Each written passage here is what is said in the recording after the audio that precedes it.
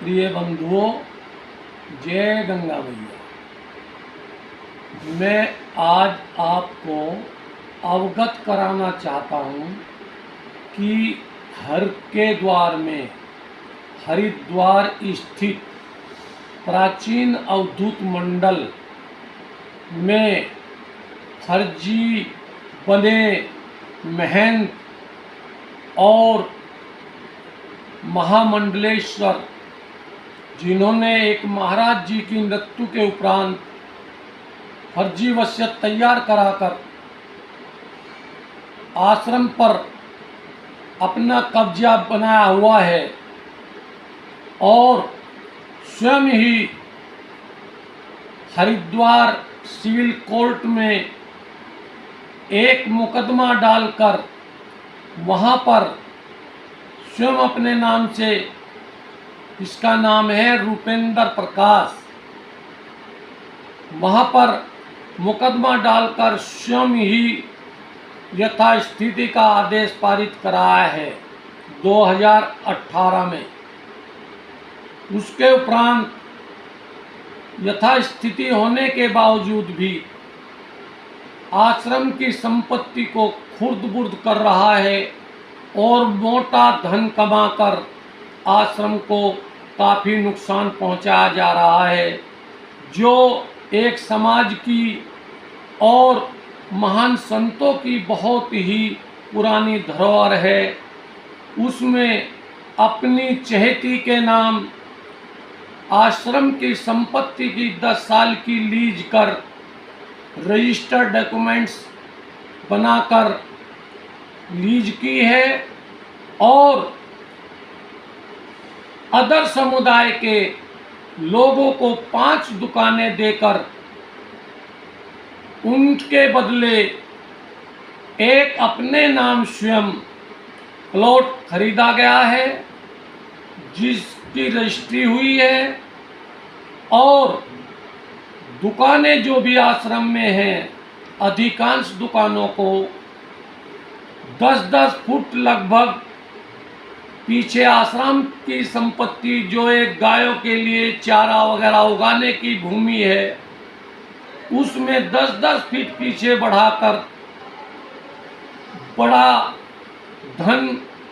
दुकानदारों से एकत्रित किया गया है। अपने ऐशो आराम के लिए गाड़ियां 20-20 लाख की खरीदी जा रही हैं और मुख्यमंत्री,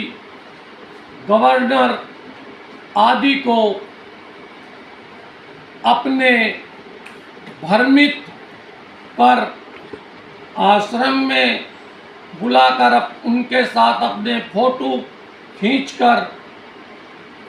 अधिकारियों और आम जनता पर प्रेशर बनाया जा रहा है। आश्रम के अंदर, जहाँ पर पुराने समय का बहुत ही पुराना प्राचीन अवधूत मंडल आश्रम, जहाँ पर बहुत ही महान संत ठहरते थे, उनकी लंगोटियाँ वहाँ सूखती थी,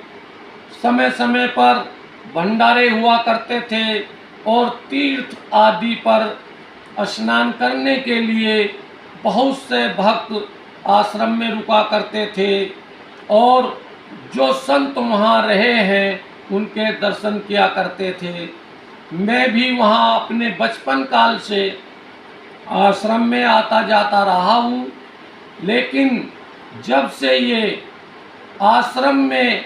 फर्जी प्रबंधक बना, फर्जी महंत बना, महामंडलेश्वर बना, जिसका कोर्ट में केस विचाराधीन है, कोई भी जो वसीयत फर्जी बनाई गई है वो भी कोर्ट से अभी डिसाइड नहीं हुई है। महाराज जी के एक प्राचीन अवधूत मंडल का पैड चुराकर उनके डेथ के बाद उस पैड पर, जो एक ट्रस्ट का पैड है, प्राचीन अवधूत मंडल ट्रस्ट, उस पर वसीयत तैयार की गई है। एक उसमें 2 लिखने वाले गवाह हैं, एक लिखने वाला है, जिन्होंने फर्जी षड्यंत्र कर इस आश्रम में दुराचार, व्याभिचार और अन्य गौशालाओं की सेवाएं आदि खत्म कर इस आश्रम को खुर्द-बुर्द किया जा रहा है। मेरी आम जनता से,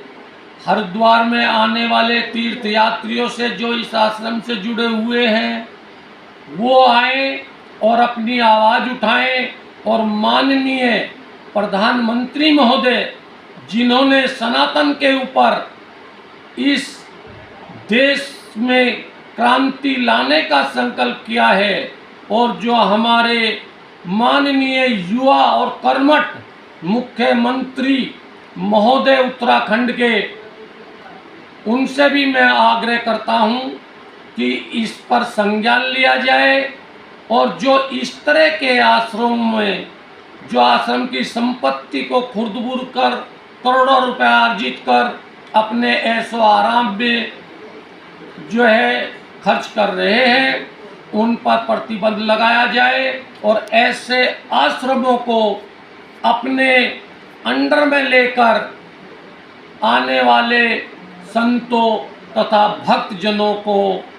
सुविधा उपलब्ध कराई जाए। ये मेरा आम जनता और शासन प्रशासन, आदरणीय मुख्यमंत्री,